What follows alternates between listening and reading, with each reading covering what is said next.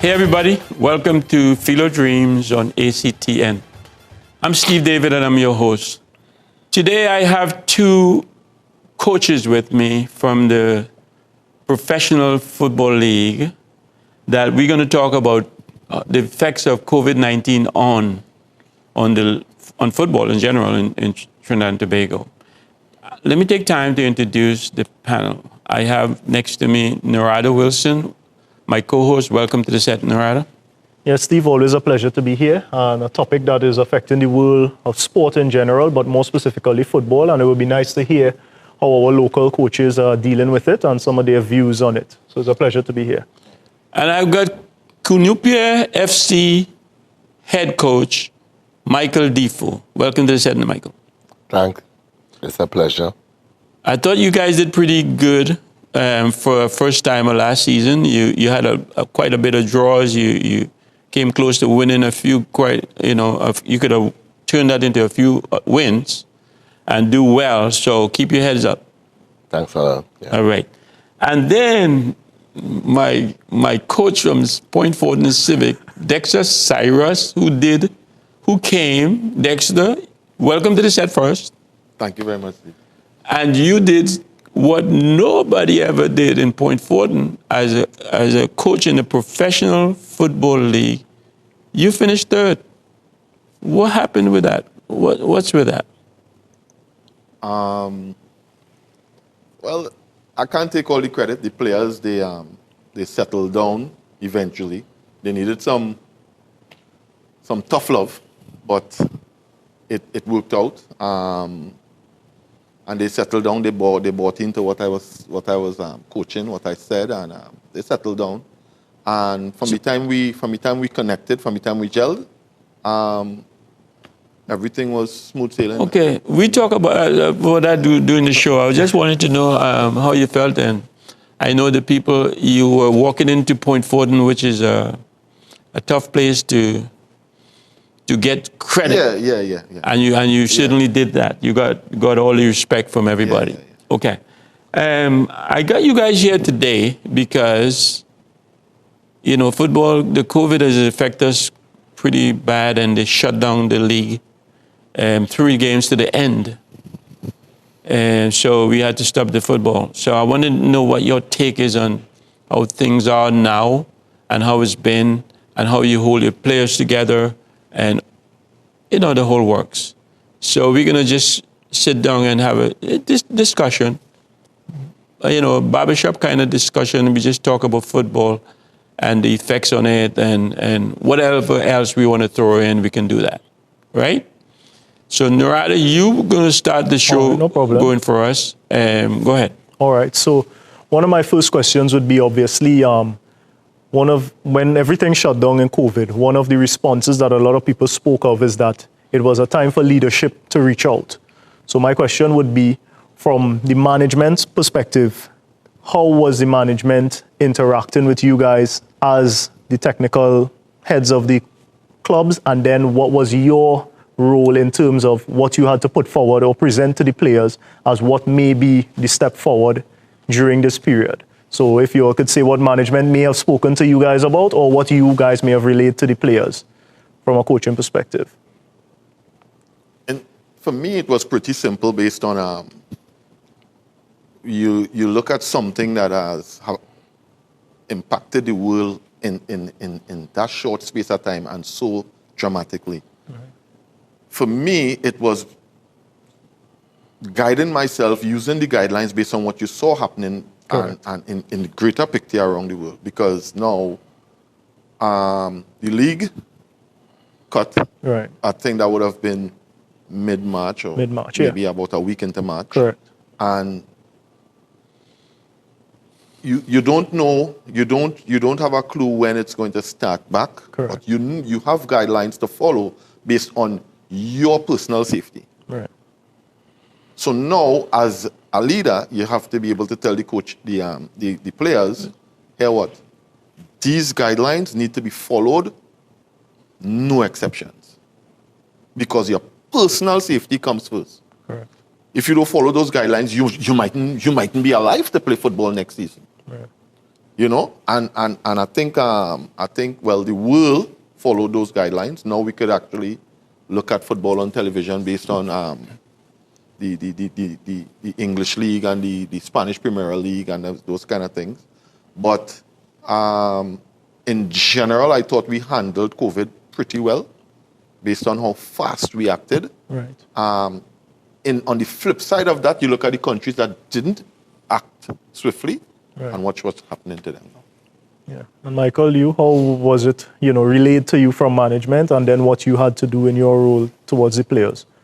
Well, it was the information was just transferred down. Right. Is, as we say,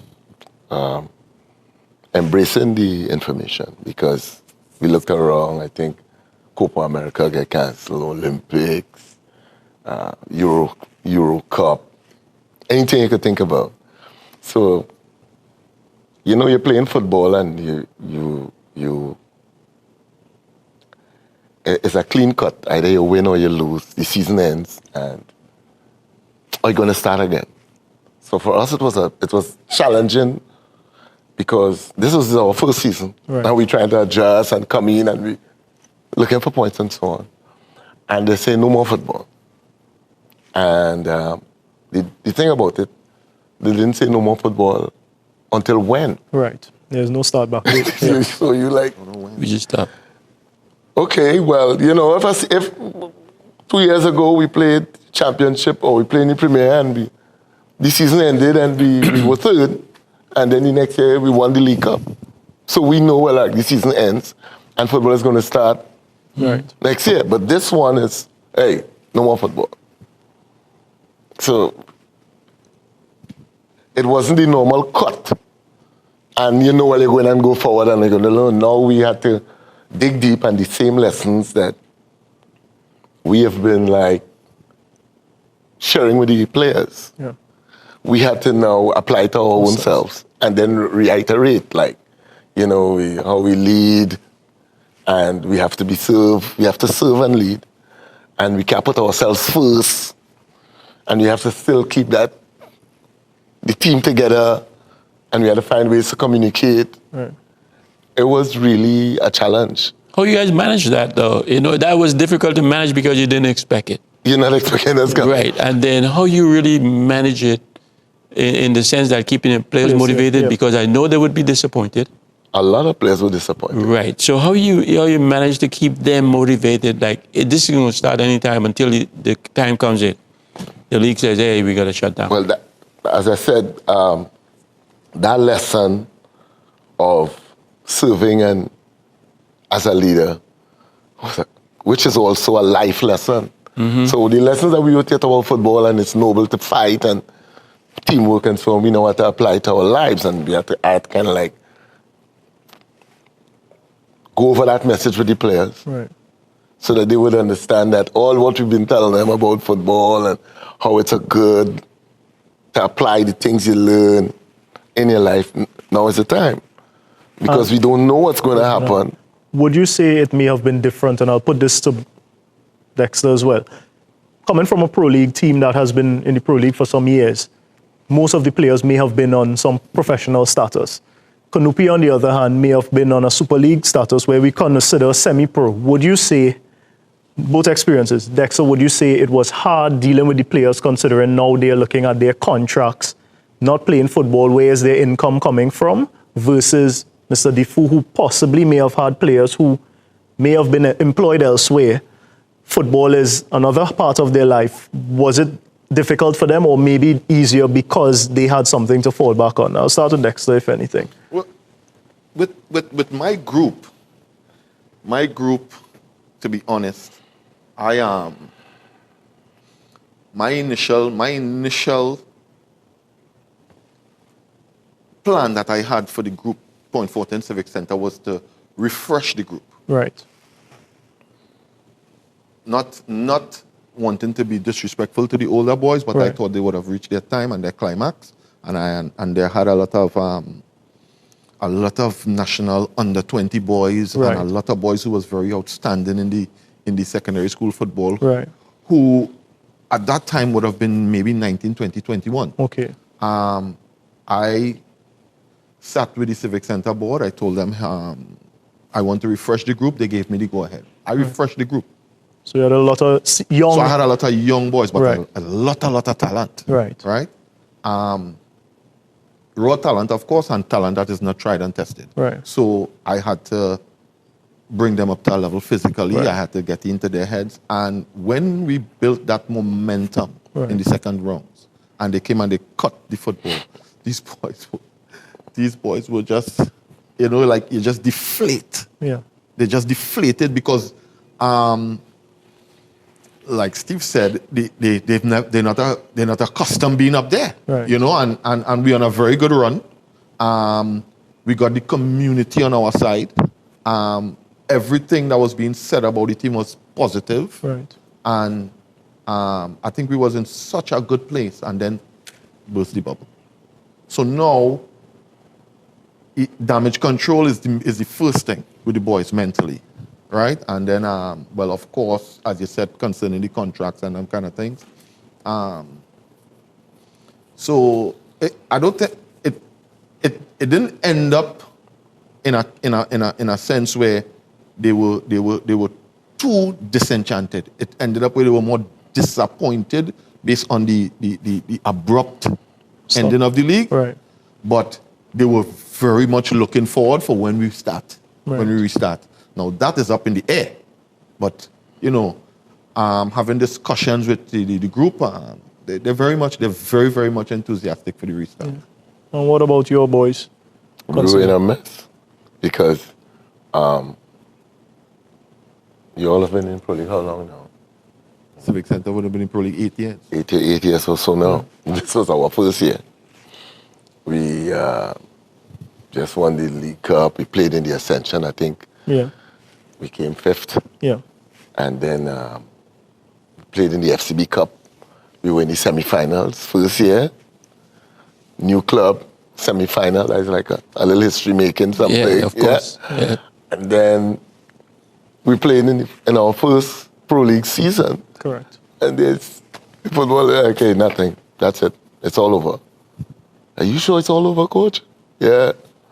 How come? When and so I would get maybe 26 calls a day for the first couple of days. And then everybody wanted to know what's happening. When we started back training, even now, finances. And we just had to take it all in, take the little pressure, and everybody just had to keep being pacified as we went along. Now, it's, I should say it has subsided. Now is, where do we go from here? Correct. And then now, so we've started the lessons like, how to keep your body. In this time now, take care of your body, hydrate yourself, diet, sleep, and rest. And be careful, you cannot go nowhere for I think it was 2 months. 2 months or 3 months, yeah. So that was some men overweight, little, and they couldn't even exercise. They had to do a little indoor stuff.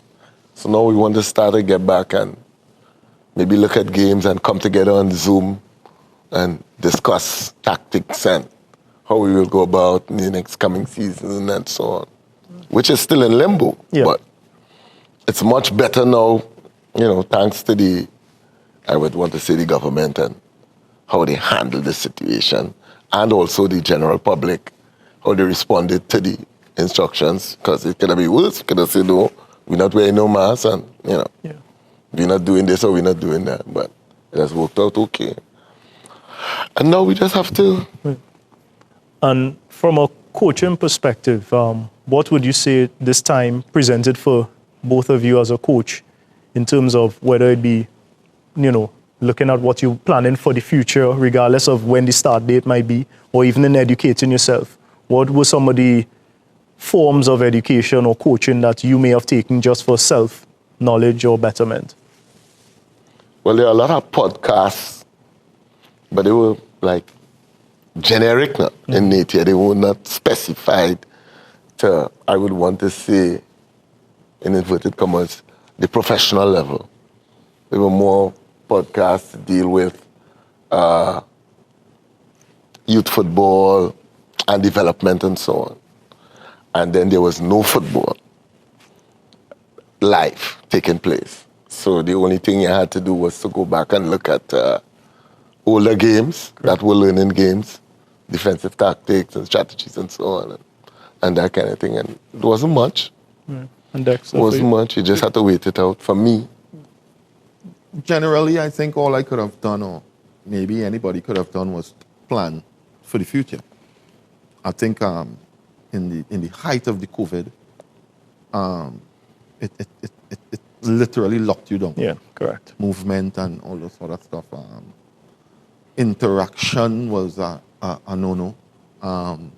So planning for the future was basically that would have been the real issue at that time. But everything is based on the group that you have. Michael will have a different group to me. His gelling with his group, he would know. Looking back, do I have to plan for how I strategize, how best we defend when we start? Because now you're not just planning for football, you're planning for the weak areas. Yeah. You're planning to tap into your flaws and your weaknesses. You're not just planning for football. It's like how the English coaches deal with each Premier League game. Yeah. When I look at the tape, I'm planning for this group. So it's strategic planning that you Right. Right. My group, we are planning for this group. The next game is a totally different plan. Based on let's say if you're a mid-table team, Yeah. you can't just go and play open football against the top six. So the planning, I think that's the only thing that we could have done. But, I like what you said it, but when you're playing against the top six and you're playing open football, they say you're very courageous. right. This is a courageous But coach to the do points, that. the points, if you don't get it, you could get demoted. We have to take a break now, but when we come back, I want you guys to think about this. When we come back, let's talk about the adjustments. Do you have to make adjustments based on COVID-19, and what are they going to be? For example, playing without people in the stand. Does that affect your players or not? Okay, when we come back, we talk about it. Viewers will be right back after the short break. I just saw you playing all day, and you look real good. Who are you? Well, I'm Julian Kisa. I'm the best footballer point of the city. Oh, really? You know any of the older players who play here? In Point? Well, I know Warren Archibald, Leroy Dillion. Stop. You know me? Boy, I was the best striker, the best forward that this country ever seen. Oh, Wilfred Kane. Boy, I'm Steve David, boy. Okay, welcome back, viewers. Okay, guys, like I was saying, there's quite a bit of adjustments. I don't know if you guys have thought about it, but there will be. So how are you going to cope with that, or how are you going to, head on meet that and make it happen? Like example is nobody in the stand. Yeah. And when I played ball, nobody in the stand didn't mean nothing, because we played practice games with closed stadiums, and it was just as vicious as if it was full, because you're playing against what's in front of you, not what's up there. That's just to motivate you. So I don't know how you guys look at it, but tell me what you think. I think nobody in the stand is going to affect the youth football. Very. I think that's going to be hard on the kids. But they're professionals. Whether they're professionals or not, the under 13s, if they intend to have primary school leagues. No, we're talking about TT Pro League or the senior Pro team. League, but you're talking about. Yeah. I'm talking Pro League. Okay, because I was looking at football in general. Right. Because the TT Pro League has a youth arm. Yeah. But no, but just in the professional just in senior the- level. Address yeah. it. I don't think the TT Pro League senior teams would be so affected with not having people in the stands. I think what is going to be affected is the teams that have home grounds, home turfs. Point Fortin Civic Center, not having anybody in Micah Oval, they're going to be affected. Nobody being in the La Joqueta Recreation Ground, they're going to be affected because that's their home turf. The teams that have to play in different stadiums, They don't care. they're okay. They're pretty much okay. Well, I heard somebody said it's not going to affect them because they never have people in They the never stand have people. anyway. Yeah, that's a common statement. Yeah. They say that. But, let me give you a chance as well to address how it's going to affect going down the ranks, because you started that way and I shut you off. And you're talking about the younger group as Yeah, well. the Youth TT Pro League, You think- which is set to kick off before the Senior Right. Pro Yeah. League. I think those kids are very much going to be affected with having nobody there. You really think so? I think so. I mean, they love the game, but kids. So what are the parents going to do in the kids of the under 13s? But the parents is going to be there Right, still. right. But those kids, I think they really play for the parent, not for, because they never had no big I crowds think anyway. I think I understand what Dex is saying, because What the the parents have to motivation drop for them, because if you can't Yeah. congregate, yeah, it may be a limited amount. might- Which might- parents one or it two might are be? the- Might be what's 2 gonna per happen? kid. Probably they may have a limitation gonna on how happen? many Yeah. parents or family members could probably be there.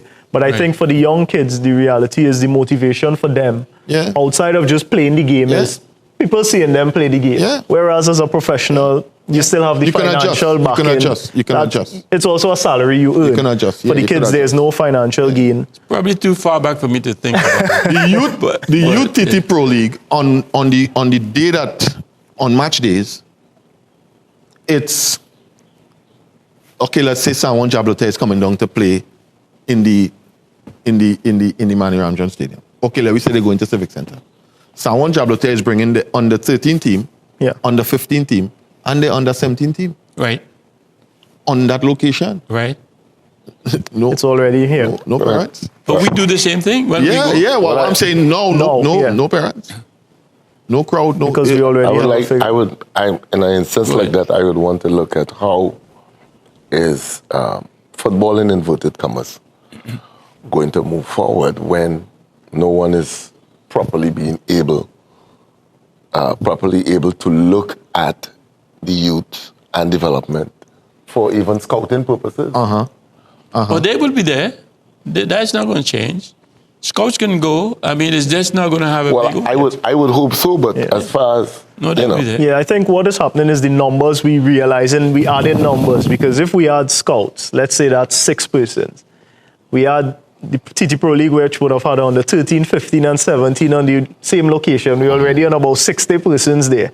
You add kids, parents, 2 per kid, you multiply that again. We're already reaching almost 400 people right in one location where, That's 60 you know, persons by you have two the teams. referees, you have all the technical staff. And That's 60 persons by 2 teams. yeah. Because you're not looking at a starting Correct. 11, you're looking at bringing 20 kids. I think per what they're team. going to do, what they No, may no. be doing is they would only have one team in the correct. stadium at a time. Correct. So the under 14s or the under 13s they would play. And this is just my No, speculation, no, right? yeah, because And then they would have to To leave leave and the completely place and and get then, yeah. sanitized and whatever. And then the under 16s and them come to play. And No, then no, they, no, no. Yeah? this is, I've been there. Under 14 comes and play in the morning. Yeah.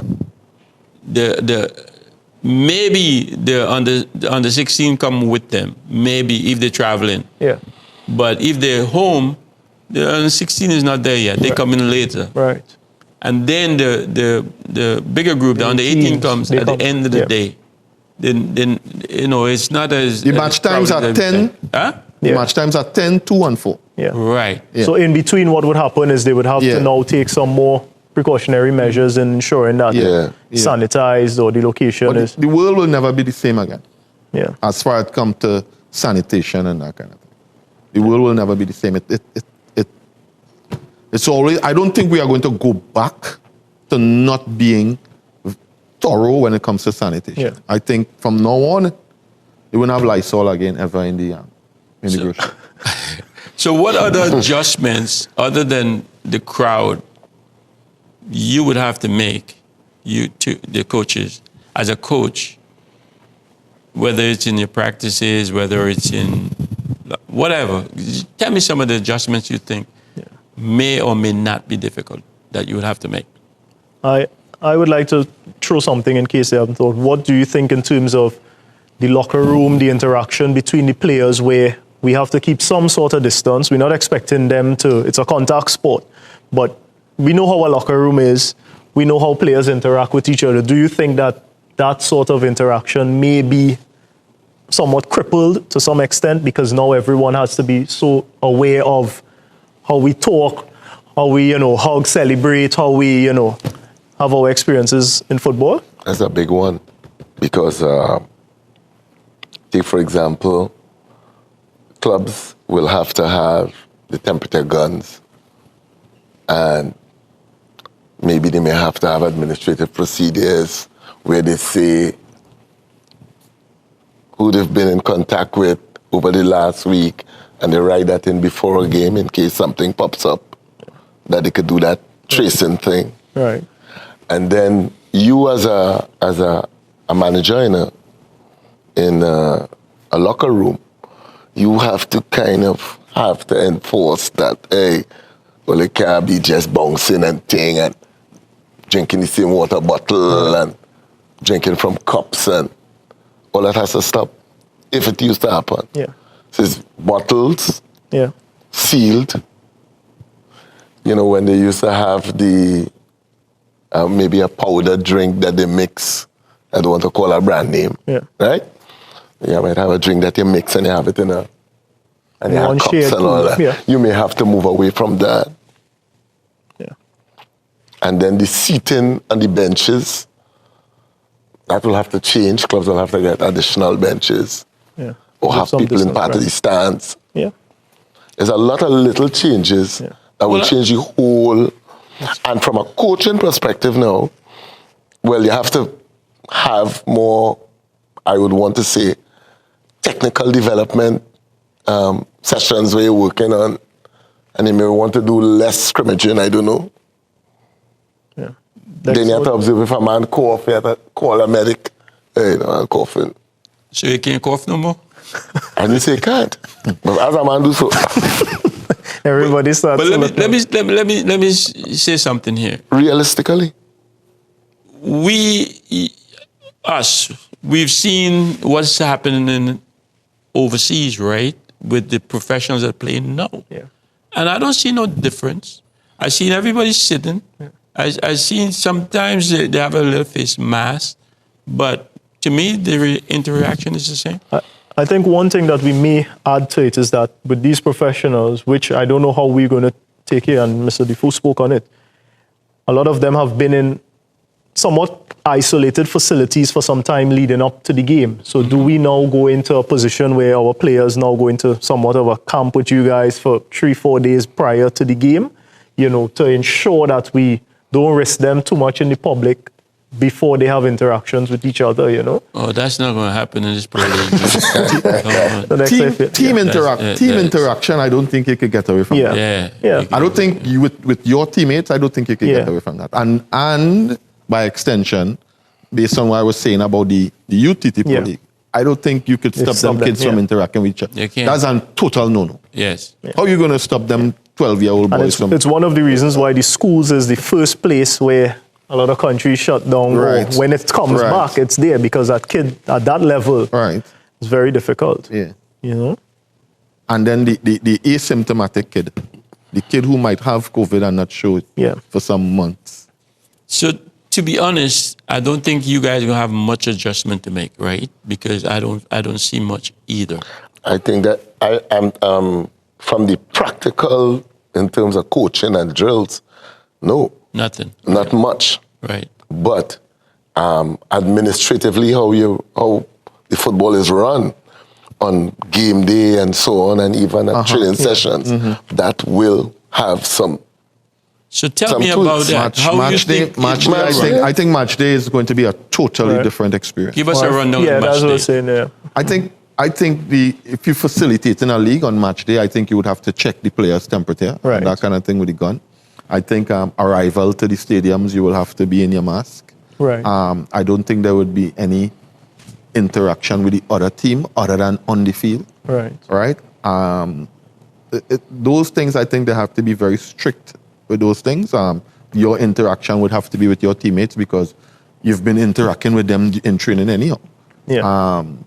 So basically, those fundamentals, I think that should be like the foundation of what And should then you happen have on a match day. sanitizing of the rooms. And that kind of Has thing. to be To be mandatory. Yeah. confirmed. Yeah, I think- has to be confirmed that the room sanitized before and after. I think double headers would be a no-no based on Yeah. if you have to Numbers. actually Right. vacate a room for another team to use. I think those things would be. I don't think those things would be on anymore. Yeah. Yeah, I agree. And I think one of the things that the measures may actually be on the field, at least the seating arrangement with the substitutes. I think there would be some sort of, even if it's just to give a little distance between. Yeah. Not that the players wouldn't, More talk than to one each other, bench, but I maybe think it more would than have one more. bench. I think there would be Instead an of one increase. bench, maybe 2 or 3 benches, so you could Right. have like 3 guys on one bench. And Yeah. I think I've seen they're having players sitting in the stands yeah. and spaced. Yeah. In the English league, the Appropriately, yeah. players sitting in the stands. But I think we kind of over-exaggerating a little bit. Next thing we're going to say is everybody go in a bubble. You never seen a bubble football where you bounce off each other? Nah, I think that's just for match day. I think Yeah. maybe for match day. Yeah? I think just match day. I mean, we check people's temperature and it's just a vague thing, but people go on the field and they rumble. Yeah.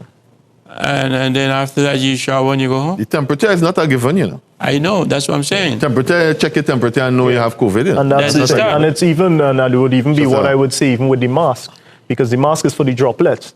But let's just say the coach could wear it, he wears it, he talks to the player.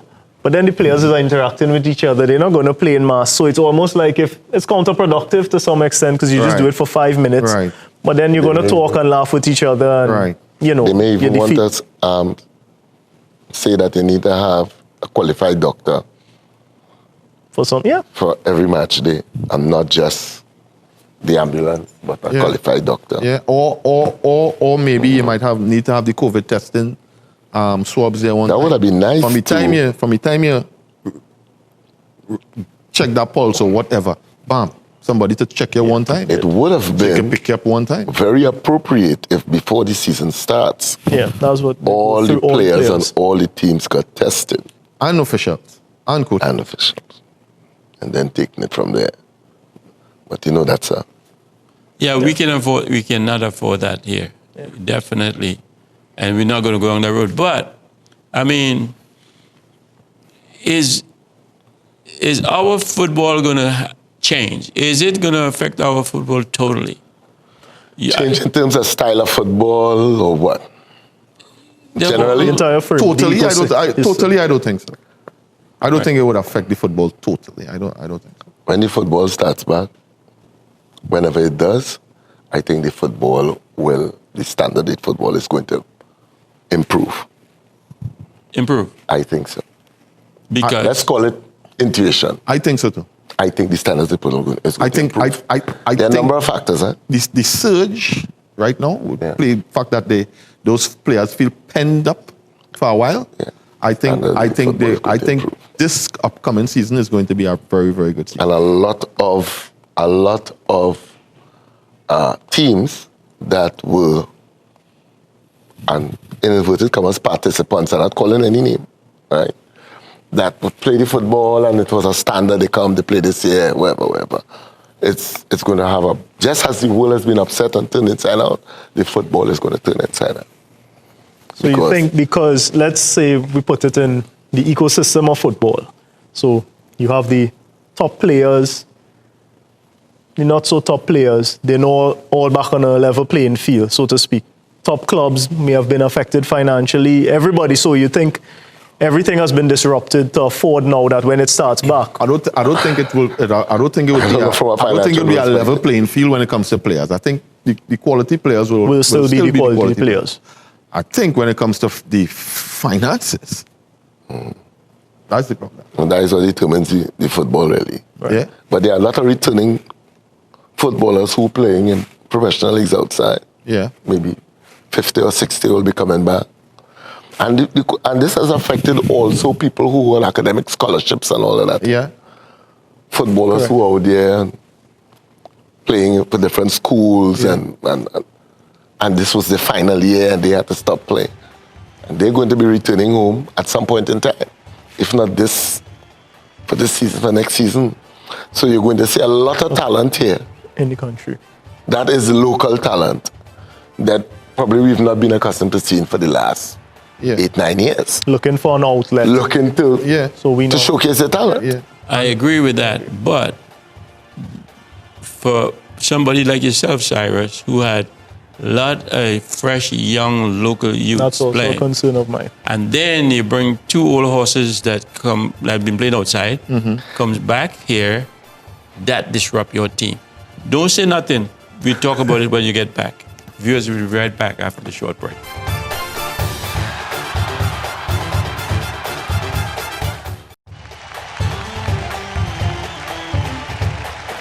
We, from those encounters together, and this was a North-South game to open the season. So the team might be playing well, as we always say with Trinidad and Tobago.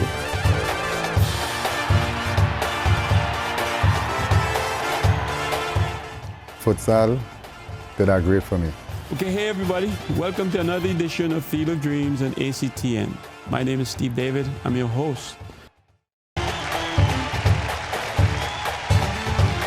Okay, welcome back, viewers. Go at it. You heard me before the break. That couple guys gonna come, and you're gonna have to want it. First of all, they're gonna want the money that you don't have because subvention is cut, and you don't have it. And for you as well, Michael. And you have a couple players because you want to strengthen your team. That's where you fail, even though you know. And those players have been playing outside, and now they come in with big name. They're foreign professional or whatever you want, overseas professional, and it disrupt your team. So how do you manage that? I don't think that's as difficult as you I'm make saying it it. sound. I don't think it's so difficult. I mean, Tell me. two players, right? It's not difficult for me to manage. It might be. I don't think in the TT Pro League that two players could disrupt. Attitudes I'm talking about. Yeah, yeah. Okay. I mean, one player could be very toxic in your dressing room. Right. Right. But it depends on if you can manage having a professional relationship with a player and what he does for the team. Right. In the case of if you already have a unit that is gelled and you want to add some experience or you want to add something in an area that you might have been lacking, that's something different. And if it's an older player, he brings experience, he brings know-how, he brings tact, he brings certain levels of leadership. That could be good for the team on that side of it, you know. So I don't think it's as bad as it's all As of I said, that. But let me throw in something, and I think it will make a point for both of you. Because of this disruption that we had in COVID, you say we may have players returning, finances would be affected. When the league starts back, we now on a different playing field. Clubs will now have to reset their budgets. The players that you had in a young squad, let's say inexperienced, this was their first year. Let's use the example of Point 14. We may have players that may have suffered something that broke their spirit to some extent, where maybe an experienced player may have passed through something that he, something like this disrupt doesn't affect him as much as maybe a younger guy who had started off. And then these returning guys can't necessarily negotiate the wages they may have expected to have a year ago because everybody's starting from fresh. They're looking for employment. So, I actually see it as an opportunity for teams to benefit to some extent with, some of the top players, whether locally or playing abroad, because now it's more supply and demand. There is a demand for the clubs with very little supply. So now you could I don't know if it made you think Canupia, for example. Yeah. You've had some players who have heard the names for years. If those guys don't come out of COVID well, there may be replacements that are easier. Or, maybe those guys, dealt with it well where you don't even need to look elsewhere. This is a time when is a good time to reset. Some clubs may have decided to reset last season, or the season before that. And now, since everything has paused, you can take a step back and say, do I need to reset that button all over again?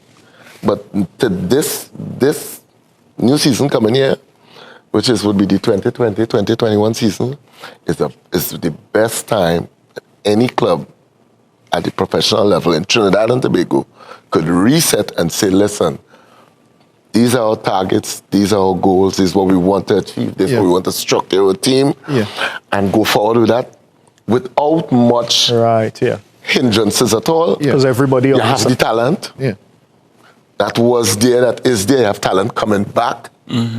You could say, you could just say, look, I want my average team age to be 25 years. So if I have 4 players to theater, I have 6 players, 18 or whatever. You could just do that. You could determine your average speed of your players, because everything has been reset. You could determine your average strength of your players, how high you want your players to be able to jump, every single player. You have that ability to do that. There is the supply, the players out there. There are, let's look at those youth players, the under 18s, for example. When last they played football, that would have been, you know, how much of them, they didn't play football no time and they leave in school after July here. So you may have about 30,000 of those guys coming out. Then you have maybe the odd 200 or 300 players. Some we would know, and some we wouldn't know. They are the little scholarships here. They come in. They're from age 20 to 32. I'm coming back from, waiting to come back from different countries. And then you have these players who we have here, who have been showing progress and want to play.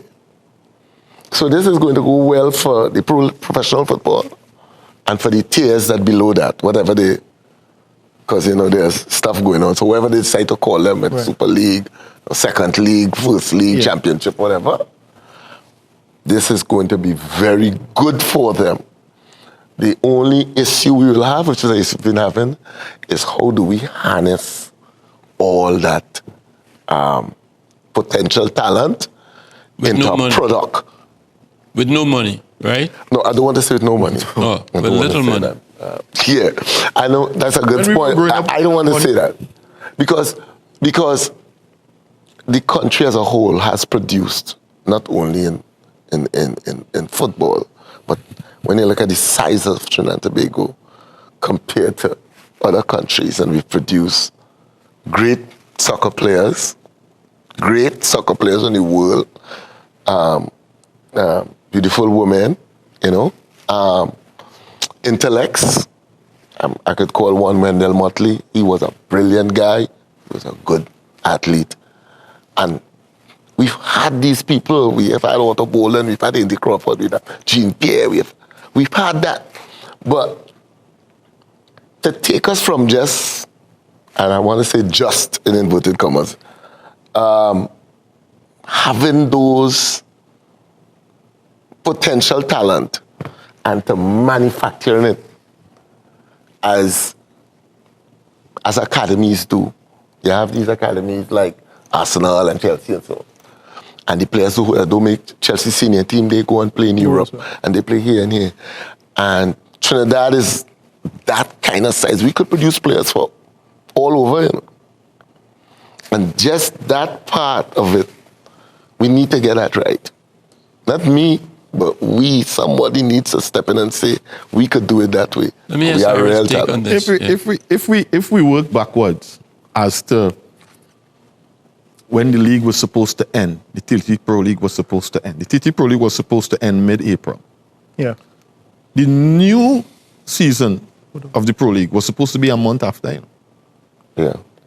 It was supposed to be a month after. I think. Yeah, May or June. Yeah, I think it was supposed to be a month after. I think we were changing the schedule. Right? Yeah. This new league, this new start of this new 2020 league that we're looking forward to, 2020 into 2021. That league was supposed to start a month after. if we work backwards, right? Yeah. Now we have all this time. What we're going to use this time to do? We're going to use this time to reflect, as Michael said. I think if you have all this time to reflect, it's the perfect time For something. to plan properly. I don't think clubs was just sitting down, just doing nothing, and just waiting for when the league starts just to say, all right, we're going to play. I don't think it's that what's going on. Yeah. But also adding to his point with the players the players and individuals that we produce as a country. This time now is the most difficult time for me based on the comparison of when I was growing up. You could have looked at a player when I was growing up and know that he's going to end up on the national team based on his ability as a kid. Now, same ability, but you don't know if he's going to end up on the national team. The amount of distractions that these kids have from at that youth level, you've seen all that ability, and then boom, you just don't know where he end up. You just don't know because it's a lot of distractions for the kids. We now have to find not just the academies, but we now have to find ways to harness that ability. Academies in Europe is 6 days a week. We try to do that here on a weekend. Look at the difference with the contact hours. In 1 week, they're already doing 3 times as much work as we doing. Yeah. Right? So, not just the academies, but structures and competitions when they reach a certain age and all these things, because you haven't the UTT Pro League play for 6 weeks. Yeah. You have the secondary school football league play for 2.5 months. Right. If you add the secondary school football league and the TT Pro League, you get 2.5 months and 6 weeks. You get 4 months. In the youth league, right? Yeah. You get 4 months. That's 4 months competition for these boys. Yeah. What are they doing for the next 8 months of the year? Where they're going to get the contact hours so that Trinidad and Tobago will be able to create a top-class professional at the age of 19. And where is that going just to happen? to add to your point is what, Steve and some of you guys, some of the more senior players would have said. It may not have necessarily had those avenues, but you all created it without knowing. So the contact hours was there without you even having a formal, because you would go home. We got the contact hours by default. Right? I don't know yeah, if by play default. football every day. I don't know if I want to, We should play football support every that day. contact hours. Yeah. But what I want to say is exceptional talent is exceptional talent. Yeah, but I think they produced it without.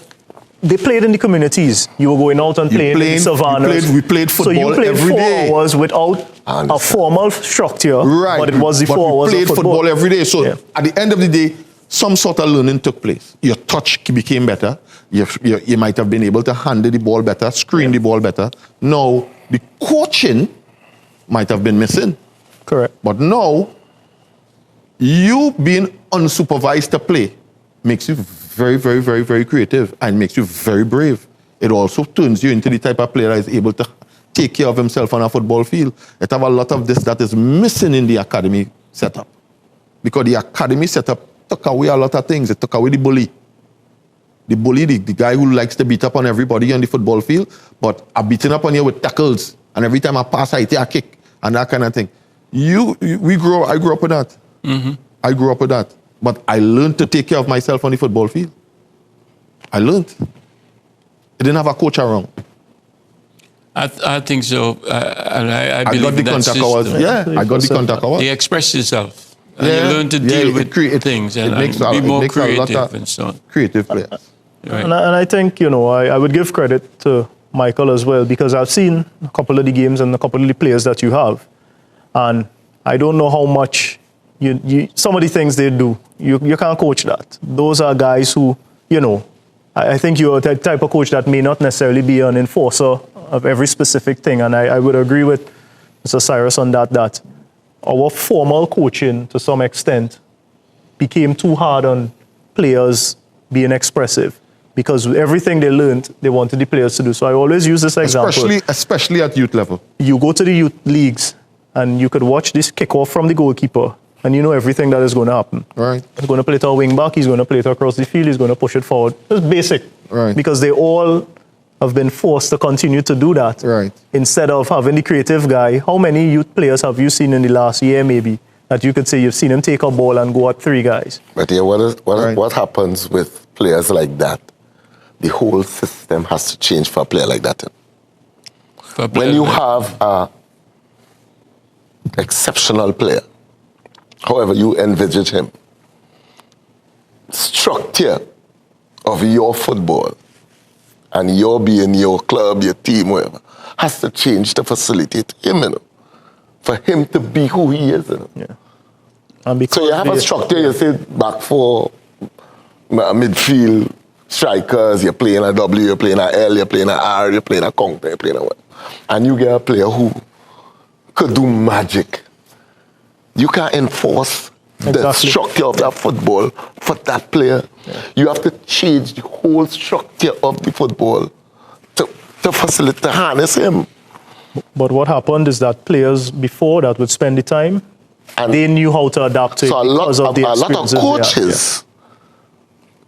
A lot of coaches would have tried to maintain the structure and say they have a good player. But the world saying, hey, you change your structure for that player. When you get those type of players who are exceptional, we always talk about Messi and so on. And that happened with Argentina. Argentina were playing a system, but Messi couldn't fit in that system because he is so special.